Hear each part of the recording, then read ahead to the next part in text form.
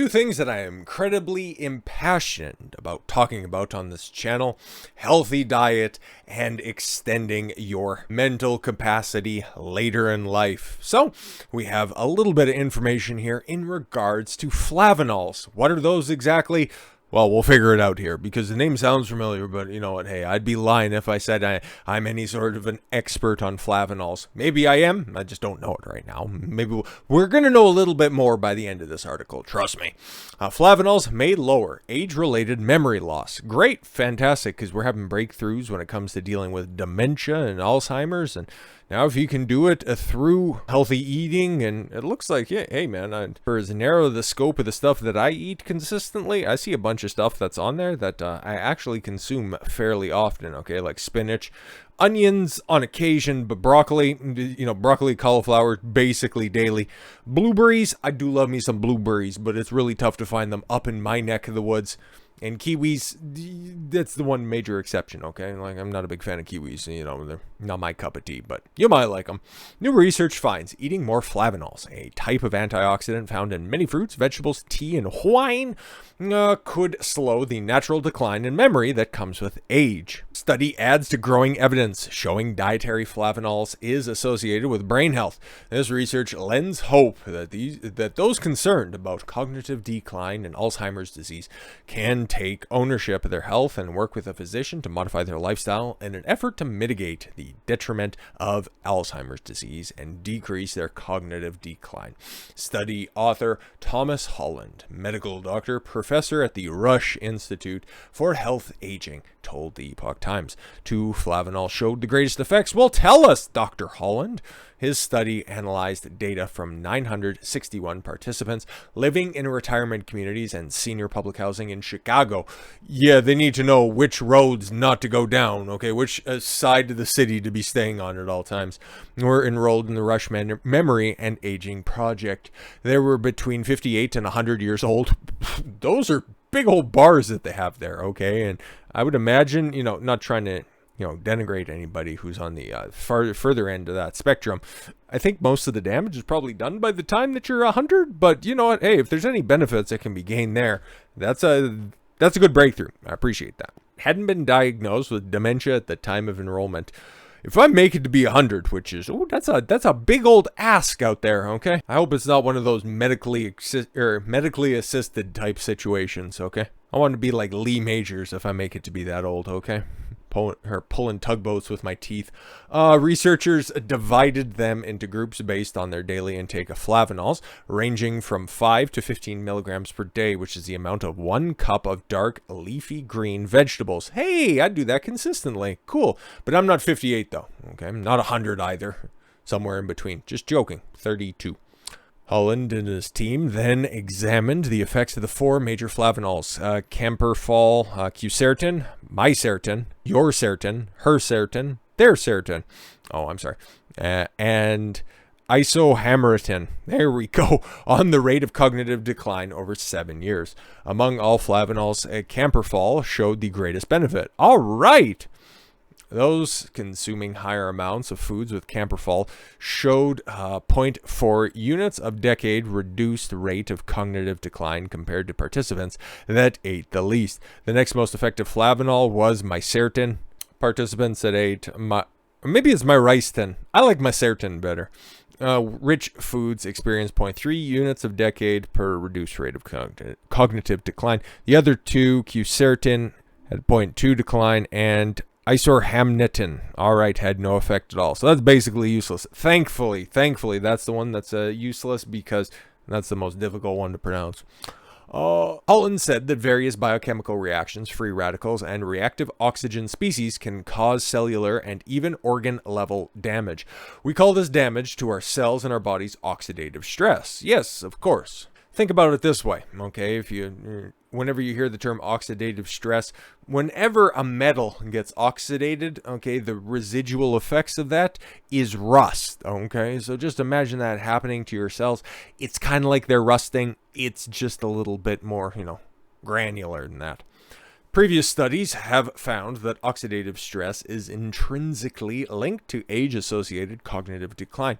They also found that increasing dietary antioxidant intake was able to reverse some of the decline.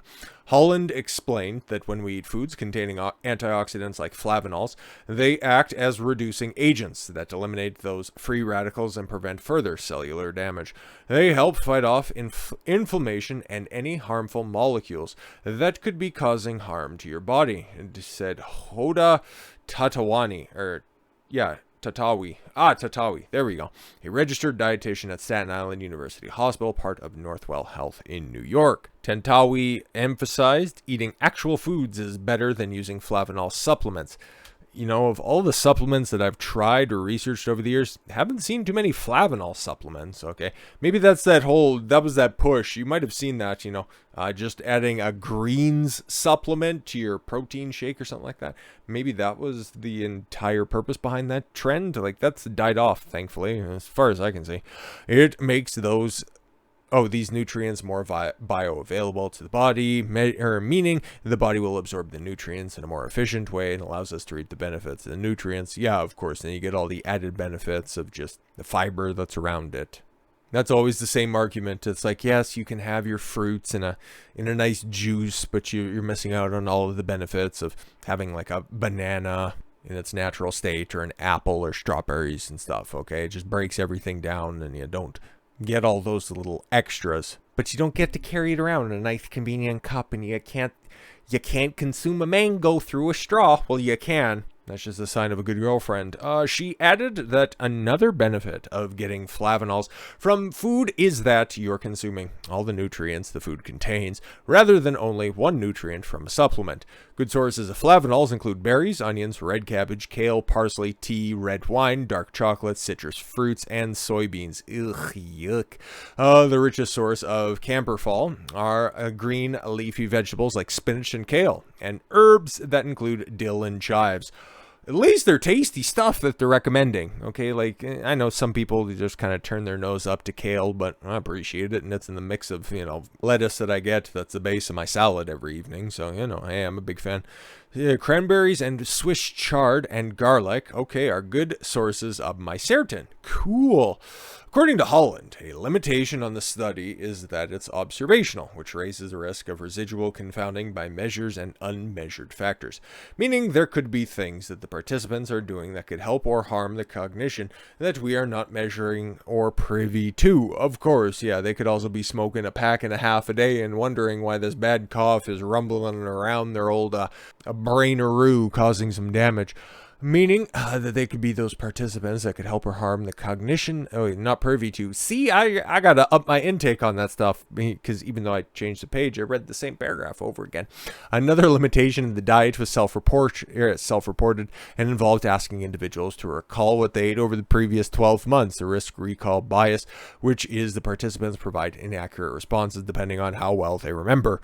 Well, if you're running a study based on memory and the preservation, or rather the improvement, and you can't remember if you're asking what everybody ate in specific detail over the past 12 months, you're not going to get an honest response in the room. Not because anybody's trying to be deceptive. It's because, okay, you recall everything that you ate over the past 12 months. You're going to miss a lot on purpose and by accident. Holland said that it's never too early or too late to start making healthy lifestyle changes, especially when it comes to diet. The research presented here adds to the ever-growing body of evidence that what we eat matters. It's generally known that the vitamins and minerals found in these food items are important, but now we understand that it is the entire composition of the food, inclusive of bioactives like flavonols, that render these foods as beneficial. Studies have shown negative effects on the bodies when taken in large amounts, according to Tatawi, about an overdose of flavonols. What are you talking about when it comes to overdose? Okay, is it something that's tangible, something that could actually happen? Tatawi noted that most of these studies focused on high-dose supplements and not a diet rich in flavonols/flavonoids. Yeah, that's also like saying that, you can get your entire caloric requirement by eating strictly broccoli, Or you could have a much more diverse diet palette, because like a garbage bag full of broccoli, yeah, that could be about 2,000 calories, but could you realistically eat that much during a day? Yeah, not quite. So don't worry about, ODing on Flavonols, even though that would be that would be weird. Okay, when it comes to conspicuous deaths that are just popping up in the media lately, especially the ones, sudden adult death syndrome, sure thing. But if you hear of somebody dying a death and kind of looks like they're halfway through a Hulk transformation, and it turns out that they OD'd on too much leafy greens, and you think that could be you sometime in the future, just check in with a registered dietitian, or at least consult your healthcare provider. So, with all that said, thank you all very much for the gift of your time. I've been Don Consuelo. I want you to follow your gut and get after it. Take care, everyone.